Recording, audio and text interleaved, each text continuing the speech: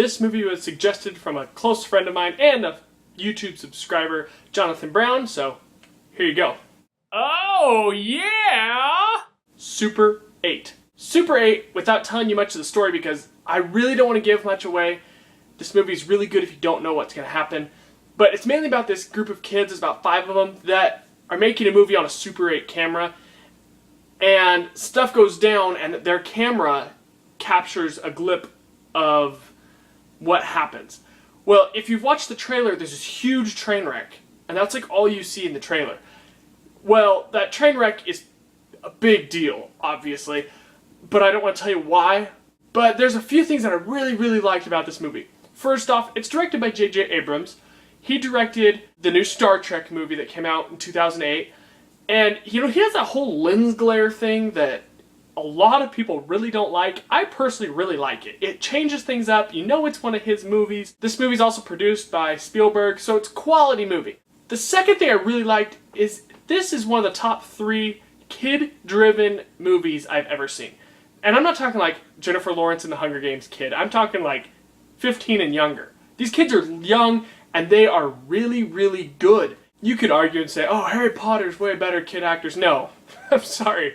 These kids are way better than Daniel Radcliffe, okay? Just saying. So, they did a really good job.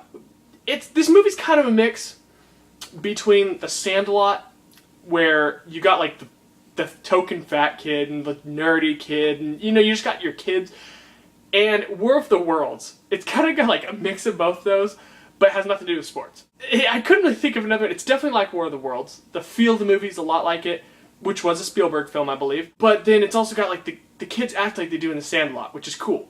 So it's really good chemistry there. Well, the fat kid in this movie is hilarious. I think he says like 50 cuss words in this movie. For being a PG-13 movie, there's a lot of cussing in this movie. And there's one F word in it, and it was hilarious, as always. Usually when a PG-13 movie throws in the F word, it's in like this signature shot where it's like, oh, you know he's going to say it right here. And he does, and it's hilarious. Well, yeah, I'm ashamed to say it was funny in this one too. The score in this movie was amazing. I really liked it. It got you going, drove the whole movie. It was solid.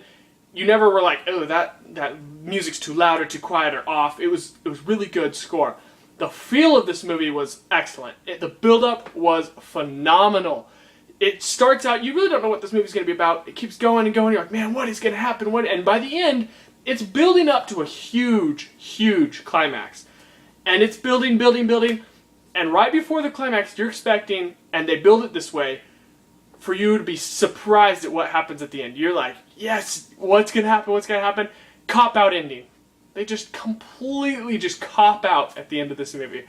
Oh, it's the one thing I didn't like about it. The one thing I didn't like about this movie was the ending. It just seemed regular and boring. I was like, no, with this whole movie building up to this, so good, so good.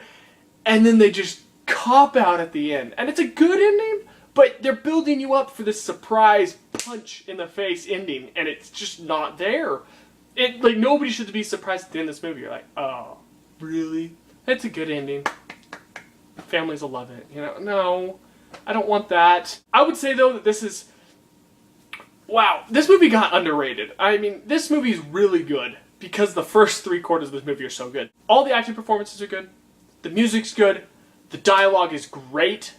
The direction is good. The writing is good. Everything in this movie is great. And I really like when a movie has a movie inside the movie where they're like filming a movie and you're watching. That's why I liked Hugo, is it was about a director in movies. So I kind of like how you see kids acting the part of an actor in a movie. And it's really funny to see them act bad in that movie, but yet they're acting really good in the movie you're watching. So I really like that in movies, how they do that. This one was great, and it kind of made you think, huh, this kid's actually a really decent director, because the fat kid's the director of this movie that he's shooting with the Super 8 camera, and he's really good. Like, the stuff he says and the way he's changing scripts as they're going along, and it's really exciting. And I'm going to say I give this movie an 8 out of 10. It would have been 9 if the ending wouldn't have been a cop-out. The ending was just, oh, I didn't like it. It wasn't horrible. It wasn't like it ruined the movie. It just wasn't good, in my opinion. It could have been a great ending to this movie, and it just wasn't. So, I highly recommend watching Super 8. There is a lot of cussing in it, which is weird because the kids are like I said, 12 to 15 years old, and they're cussing a lot. The story's good though, for the most part. I mean, it's a great movie. Go see it. I just watched it last night, so that's why I'm doing this review for Jonathan. I watched it a long time ago, but I had to rewatch it. I'm glad I did, because I forgot about a lot of this stuff. So thanks, Jonathan, for submitting this request, and if you submit requests, I will try to do them. If I have not seen the movie, I will try and watch the movie to do it. And I know, Alex, you've sent in some requests, and I haven't seen any of the ones you've sent in, so I'm getting there. I'm working on it. Trust me, getting there. So until next time, peace.